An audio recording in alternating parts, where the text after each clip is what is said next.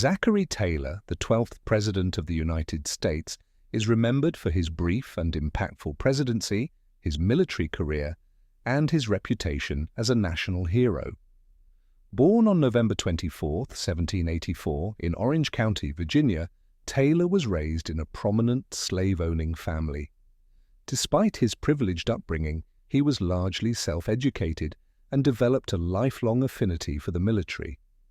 Taylor's story as a soldier-turned-president is marked by his rise through the ranks, his role in the Mexican-American War, and his unexpected ascent to the nation's highest office. Taylor's father, Richard Taylor, was a wealthy planter who had served in the Revolutionary War.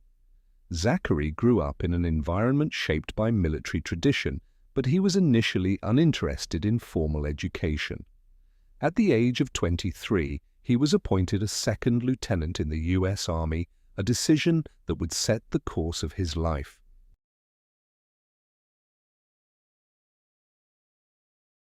Though he had no formal military training, Taylor quickly proved himself as a capable officer. He spent much of his early military career stationed on the frontier, where he gained experience fighting against Native American tribes in the Southeast, especially during the War of 1812, and in later conflicts with the Seminoles in Florida.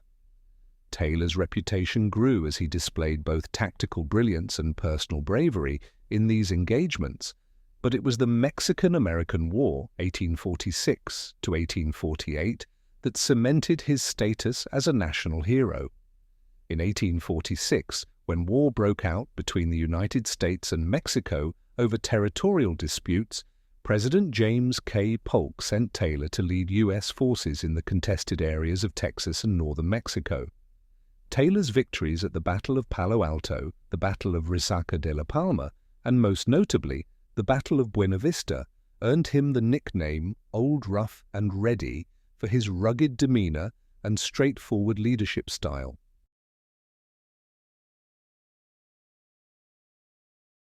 Despite his military success, Taylor remained apolitical and had no clear stance on the key issues dividing the nation, such as slavery or territorial expansion. His lack of political affiliation became an asset when he was nominated as the Whig Party's candidate in the 1848 presidential election. Taylor's appeal was largely based on his military heroism and the popular desire for a leader who could unite the nation amid the growing tensions over slavery and westward expansion. His campaign was simple and focused on his military exploits with the slogan, "A hero, no party." Taylor's reputation as a military leader helped him secure widespread support, even from those who did not necessarily align with the Whig Party. He won the election with a narrow victory over Democrat Lewis Cass, taking 47.3% of the popular vote and 163 electoral votes to Cass's 127.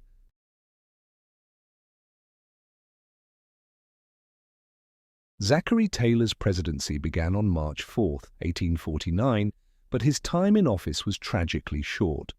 A staunch supporter of the Union, Taylor initially took a hardline stance on slavery, believing that it should not be extended into new territories acquired from Mexico after the Mexican-American War. He opposed the extension of slavery into the new territories of California and New Mexico, a position that alienated many Southern leaders who sought to expand the institution. In domestic affairs, Taylor's administration was characterized by his strong support for the preservation of the Union and his desire to avoid sectional conflict. He advocated for a compromise on the issue of slavery, but without favoring the South's expansionist aims. His moderate stance, however, did not prevent tensions between the North and South from intensifying. Taylor was also a staunch defender of the Union against Southern secession. He rejected calls from Southern states to form a separate confederacy over the issue of slavery, but he also made clear his belief that any state seeking to leave the Union would be met with military force. Foreign policy during his presidency was marked by relative stability. Taylor's administration took a neutral stance in the ongoing European conflicts, and he worked to maintain peaceful relations with Great Britain and Mexico.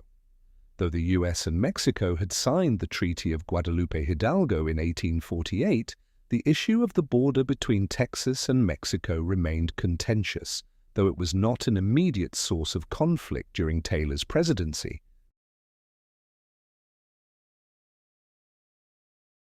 Zachary Taylor's presidency was cut short when he died unexpectedly on July 9, 1850, just 492 days after taking office. His death came after he fell ill following a 4th of July celebration in Washington, D.C., during which he had consumed large quantities of cherries and iced milk. Historians have speculated that he may have contracted gastroenteritis, although some have proposed that his death may have been the result of foul play, but no definitive cause has been determined. Taylor's death thrust Vice President Millard Fillmore into the presidency, and Fillmore would later help broker the Compromise of 1850. Despite his short tenure, Taylor's death at a critical moment in American history left an indelible mark. His administration's struggle to address the issue of slavery in the new territories foreshadowed the violent sectional conflict that would erupt in the 1850s and culminate in the Civil War. In terms of his presidential legacy, Taylor's military background and unwavering commitment to the Union are often remembered. He has been portrayed as a man of integrity and decisiveness who was unwilling to compromise his principles, even though his lack of political experience left him ill-equipped to navigate the deeply entrenched sectional divisions of the time.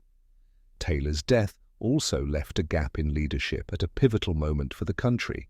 While Taylor himself may not have been able to prevent the sectional crisis, his steadfast commitment to the Union made him a hero in the eyes of many. Zachary Taylor's life and career, both as a military leader and as president, reflect the complex tensions of 19th-century America. His military successes, particularly during the Mexican-American War, earned him lasting fame, and his presidency, though brief, left an indelible mark on the history of the United States. While his legacy remains overshadowed by the dramatic events that followed his death, Zachary Taylor's life and leadership are integral to understanding the challenges and tensions that defined the antebellum era in America.